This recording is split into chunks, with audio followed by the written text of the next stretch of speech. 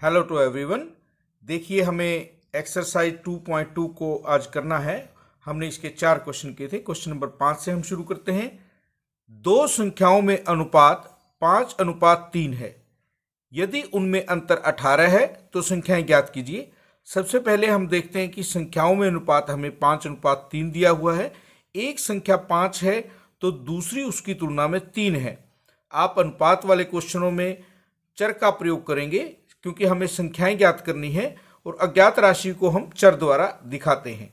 हमें संख्याओं को मानना है। सबसे पहले हम 5x और 3x संख्याओं को मान लेते हैं। यदि हम इनका अनुपात ज्ञात करें, देखिए 5x और 3x, x से x कैंसिल, हमारे पास क्या होगा 5/3 यानी 5:3। तो हम ऐसी संख्याएं लेंगे जिनके साथ एक जैसा चर हो। संख्याओं में अंतर हमें दिया गया है 18 है, यानी बड़ी संख्या में से जब हम छोटी संख्या को घटाएंगे हमारे पास 18 आएगा। 5x में से 3x को घटाया 2x हमारे पास 18 होगा। x की वैल्यू हमें निकालनी है। 2 दूसरी तरफ जाएगा तो हमारे पास भाग होगा। 2 × 18, तो हमारी जो x की वैल्यू है वो 9 है। अब हमें संख्याएं ज्ञात करनी थी। जो संख्याएं हमने ली हैं वो क्या है, 5x ली है पहली, 5x, और x की वैल्यू हमारे पास है 9। ये बनेगा 5 × 9 45। दूसरी संख्या हमारे पास क्या होगी 3x, और x की वैल्यू 9 है। 3 × 9 हमारे पास दूसरी संख्या बनेगी 27। तो हमारी जो संख्याएं हैं वो क्या है 45 और 27। यदि आप इसकी जांच करना चाहे तो देखिए, इनका अनुपात ज्ञात कीजिए। 45 और 27 का 9 × 5 = 45, 9 × 3 = 27, वो हमारे पास है 5/3 या 5:3। और यदि अंतर आप देखेंगे, इनका अंतर आप ज्ञात कीजिए, आपके पास क्या आएगा 18 आएगा। चेक करने के बाद आपको पता चल जाएगा कि आपका क्वेश्चन बिल्कुल ठीक है। नेक्स्ट क्वेश्चन में हमें दिया है 3 लगातार पूर्णांकों का योग 51 है, पूर्णांक ज्ञात कीजिए। लगातार हैं, इसका मतलब हमको कोई भी पूर्णांक एक मान लेना है। इससे अगला क्या होगा, क्योंकि वो लगातार हैं, एक जोड़कर हम इससे अगला पूर्णांक ज्ञात करेंगे। और जब हम इसमें एक और जोड़ देंगे तो हमें उससे अगला पूर्णांक ज्ञात होगा। ये तीनों लगातार पूर्णांक हैं, तो x जमा में x जमा 1 जमा x जमा 2, इन सभी पूर्णांकों का योग हमें क्या दिया है 51 दिया हुआ है। पूर्णांकों का योग 51, पहला पूर्णांक जमा दूसरा पूर्णांक जमा तीसरा पूर्णांक, सभी का योग 51 है। यदि हम देखें x जमा x जमा 1 जमा x जमा 2, हम इसे हल करते हैं और इसे 51 के बराबर रखेंगे।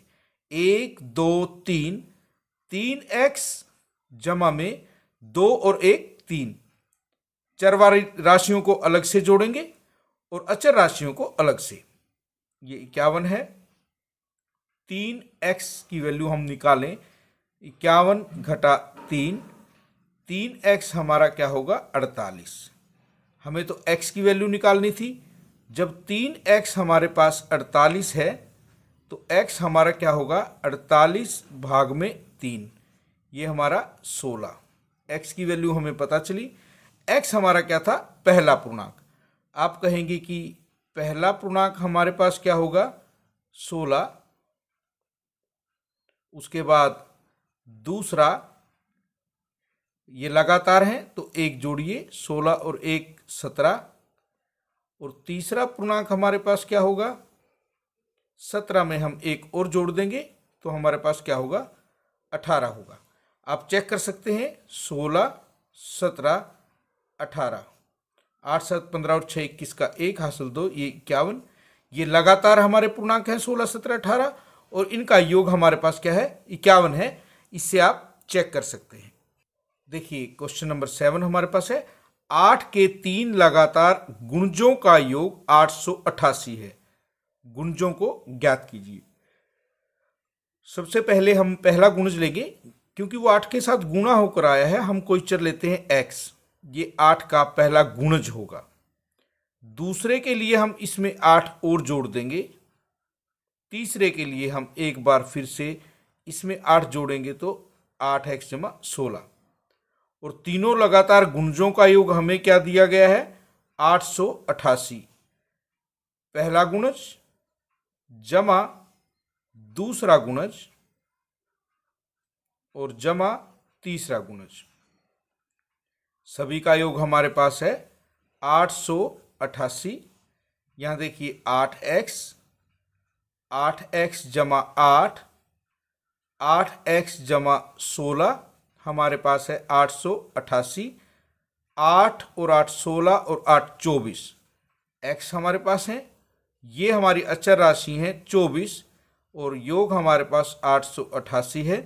पहले 24x की हम वैल्यू निकालेंगे, 888 माइनस 24, 24x हमारे पास हुआ, 8 में से 4 गया 4, 8 में से 2 गया 6, और 8 x हमारे पास क्या होगा, 864 बटे में 24, 24 तिया 72 और 24 छिका 144।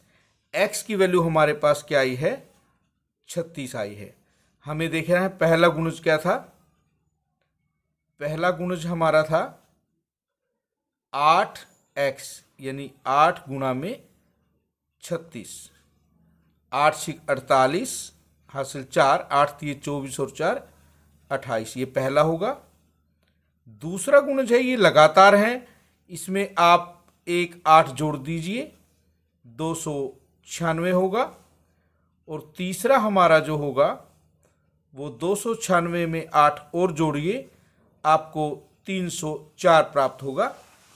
चेक करने के लिए आप इनका योग देखिए, 288, 296 और 304, 8 और 6 14 और 4 18, 1 9 9 18, 1 3 2 5 और 3 8, 888।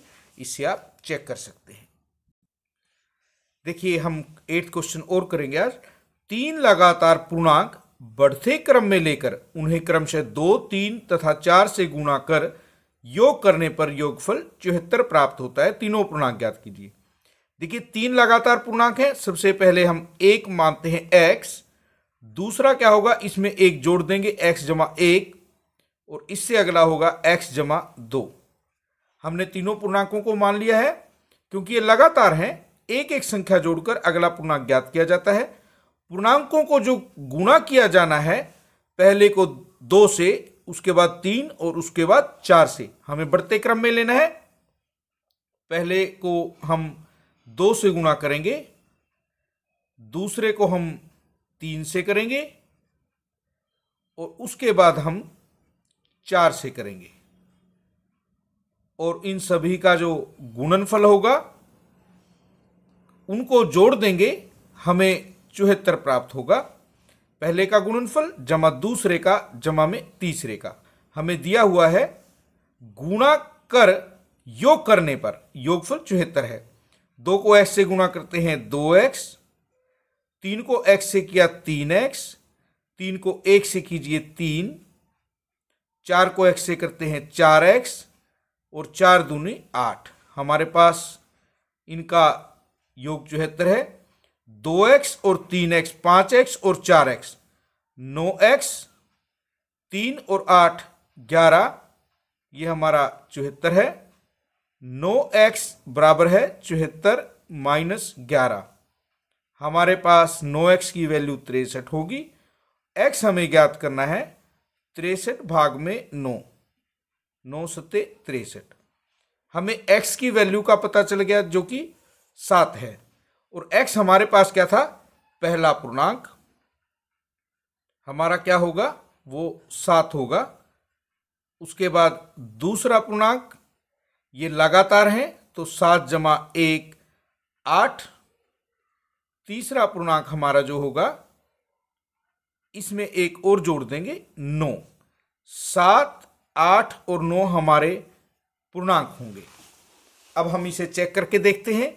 देखिए पहले पूर्णांक को हम 2 से गुणा करते हैं, 2 सत्ते 14, इसको 3 से, और इसको हम 4 से करते हैं।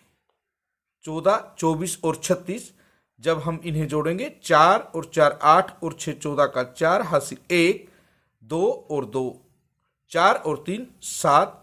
इनका जब हमने योग किया तो हमारे पास क्या होगा, वो 74 होगा। इससे आप चेक कर सकते हैं। आज के लिए इतना ही।